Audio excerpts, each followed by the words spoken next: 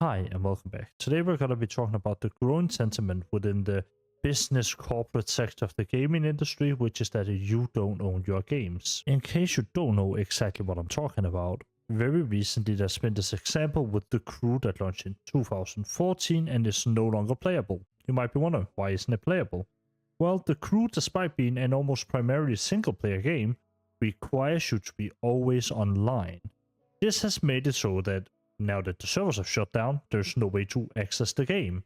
And there's been a few gamers, specifically two gamers in California, that have decided that that isn't okay, which it isn't, and they've decided to sue for it. Now, of course, I'm outspoken on the fact that I very much so believe and think that when you're buying media of any kind, be physical or digital, you should always have access to it.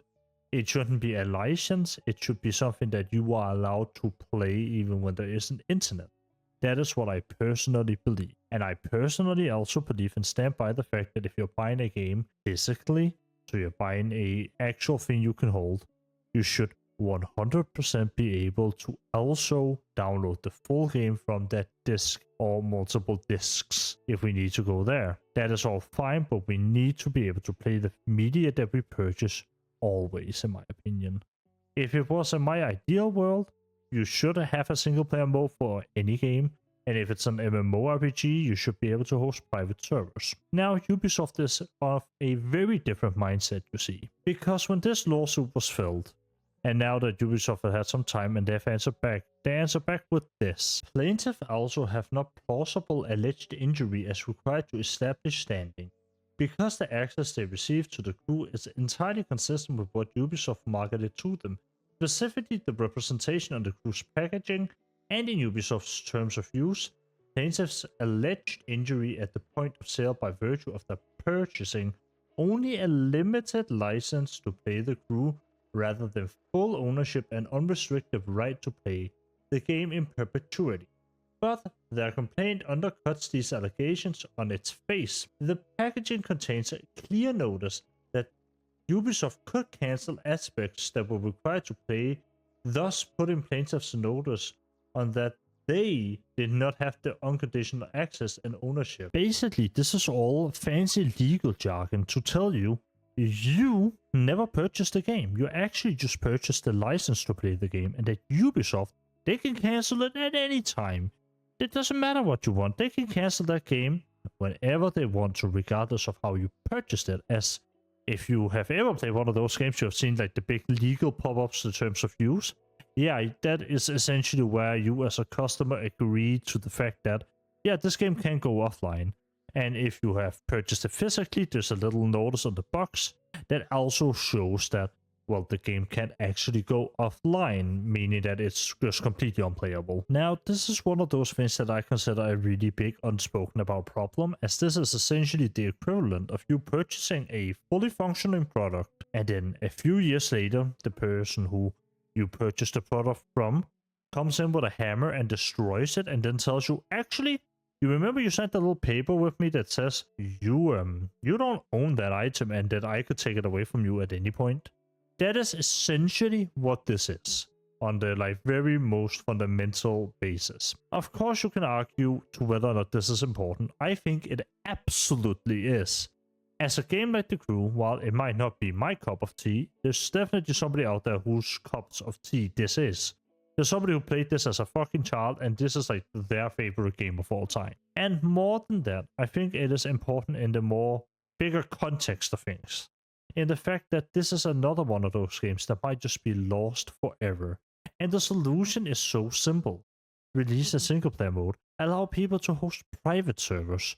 There are so many already existing solutions to these problems.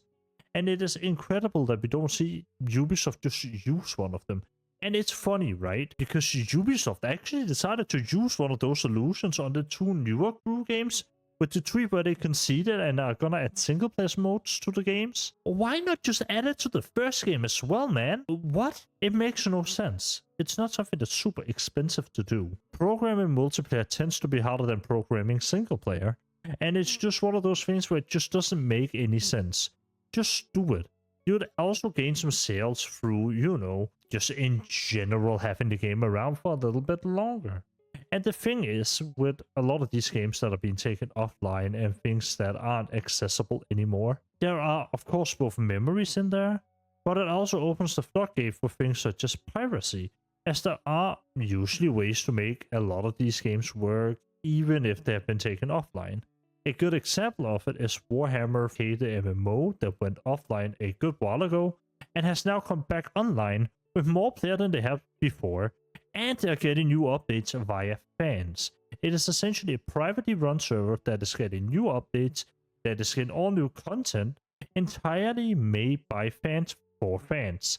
See, that is the sort of incredible thing that I would love to see more of, because that just allows people, if they want to, if they have a big passion for the game, to continue to play it, even by themselves if that was the case. In this case it isn't, but just giving people the right to use and play games is something that is super important. And if you will indulge my a little bit bigger tangent here for a bit, I also think it's really important as a way to see society. On a bigger level, we use media and storytelling as a way to teach stories, as a way to learn, as a way to preserve a part of our current status, of our current society, of how things are right now. Media almost always will reflect to some degree what is happening in the real world. You'll see a lot more military shooters around the big 2007 terrorist scare, right? Like, there was a lot of more military shooters. You'd see it in the colors, in the settings, and so on. Media reflected the time period. And so, of course, also applies to every video game. Video games tend to, at least to a certain degree, be satirical or have something to do with the time period that they are made in. And at least on a level, that has to be part of our culture, in my opinion. And I think it's sad to see this sort of thing not go preserved. We go bonkers over preserving books, over preserving movies, but not video games?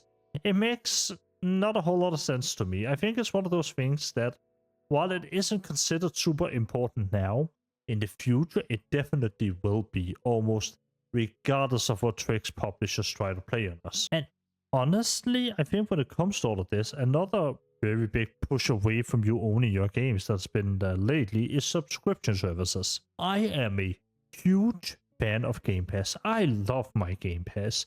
Game Pass is single-handedly allowing me to try out games I would have never tried out. Harold Halibut is a game that I'm gonna be playing tomorrow with my girlfriend. Definitely looking forward to it. And there's like a lot of these sort of things that happen because of, well, your subscription service. The dark side of subscription services, though, is that they specifically don't allow you to own the game. I am playing Harold Halibut right now because it is being removed in like 6 days. And it just makes it into the case where I can't play that game past that date without having to go somewhere else to get it. And of course, I have seen a lot of pushes, and I think we all have, especially from companies like Ubisoft, to move towards a subscription service. Whether or not that's going to succeed entirely depends. I think there are very few subscription services that are actually worth it. And at the moment, Game Pass is probably for gaming the only one. I don't think there is a subscription service that's really arguably worth it that works like that. You could probably argue that something like Humble Bundle Monthly might be at least sort of worth it, but they also give you the full key to the game that they give you that month. It is not like Game Pass, where you can get a new game in and then 6 months later, that shit is gone. You can't play that anymore. And I just think it's a shame to see like this sort of marketing idea rise, because while yes, on a marketing level, this is very much so better, like you're making more money this way on a continual level, but from a consumer standpoint, this isn't good. This is directly not allowing you access to the media that you have purchased forever. And I will gladly acknowledge the good that something like Game Pass does. It is the only reason why I have the chance to play quite a few games, because I'm a broke college student, man. I don't have the money for this. But like Game Pass, because it is in the price range it is, I can argue that, well, buying Game Pass and keeping that on for a little bit, that is actually worth it for me. It's not that expensive, and I get quite a good benefit out of it. And of course, price changes might occur like they did with Netflix, but for now it is at a pretty good price for what you're getting. And of course, this goes to a little deeper level as well, because companies like Activision have also always had the online connection required for multiplayer sticker on their COD games. or rather that they wouldn't be securing the servers and securing the multiplayer forever when you're buying them. That is a thing that you also agree to on the physical disc for those, which Bricky has a pretty in-depth breakdown of, and I think I'll link that in the description. But it's just one of those things where you have to question how much just anti-consumer are we gonna take. I think I understand that you can't keep a multiplayer game alive forever. You can't keep Destiny alive forever. That's fair. But don't just shut the game down. Just give me a way to play by myself. Let me host the servers for my own private sessions. I don't care. Just do something that allows me to forever be able to access that game and the content within it. I think that is the ultimate thing that we all want. We just want to be able to go back and visit the games that made our childhood special. Or maybe that game that you played with your friends back in the day. Like, there is a lot of reasons why you could want to go back for maybe just a nostalgia trip. And not being able to do that. Having this mentality that this isn't important, that it's not a thing that gamers want to. It's just dead ass wrong. You see more and more people play older games because they are nice, they are cozy. I frequently these days go back to games like Dark Souls. Because for me, Dark Souls is just super cozy to some degree. It's a way for me to just relax. And graphics doesn't fucking matter. Because the gameplay is really solid.